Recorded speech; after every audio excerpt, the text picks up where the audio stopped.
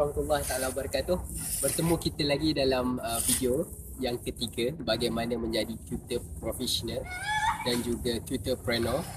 Okey, yang pertama, jika tuan-tuan dan cikgu masih ingat lagi bagaimana saya kongsikan tentang teknik mengajar dan teknik pembelajaran sebagai teknik asas yang perlu dikuasai oleh sebagai seorang tutor yang profesional.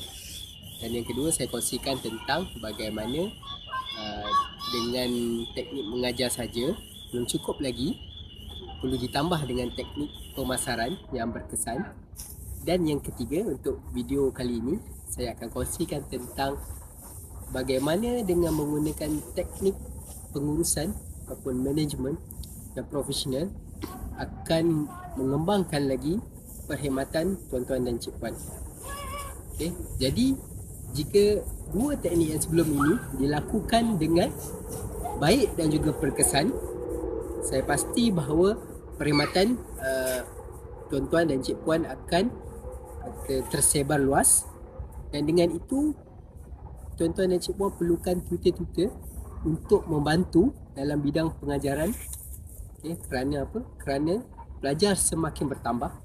Jadi pasti tuan-tuan dan cik puan perlukan tutor yang lebih ramai dan juga staff-staff untuk membantu pengurusan dengan lebih cepat, efisien.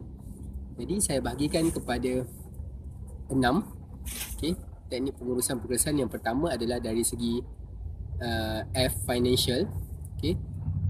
Kita perlu kuasai bagaimana untuk merekodkan segala pendapatan dan juga perbelanjaan dengan efisien. Yang kedua adalah operasi. Bagaimana kita perlu ada seseorang yang dapat kontrol, dapat mengawal dari segi operasi perkhidmatan tuan-tuan dan cik puan. Yang ketiga adalah dari segi sales, sales dan marketing. Ini adalah benda yang paling crucial untuk supaya apa? Supaya ini akan memastikan bisnes tuan-tuan dan cik puan akan berjalan dengan lancar.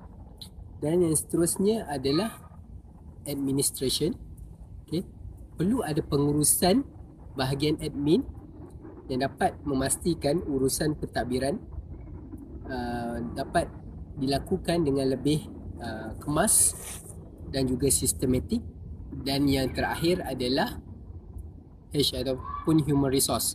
Bagi human resource ni adalah bahagian yang untuk mengenal pasti staff-staff ataupun tutor-tutor yang akan mengajar di kawasan ataupun di cawangan tuan-tuan dan cik puan. Jadi saya kongsikan tadi berapa? 5 benda ataupun perkara yang penting untuk menjadikan pengurusan tuan-tuan dan cik puan lebih sistematik dan lebih lebih cekap, supaya urusan pengembangan bisnes tuan-tuan dan cik puan akan menjadi lebih lancar. Jadi sekian saja saya untuk segmen kali ini.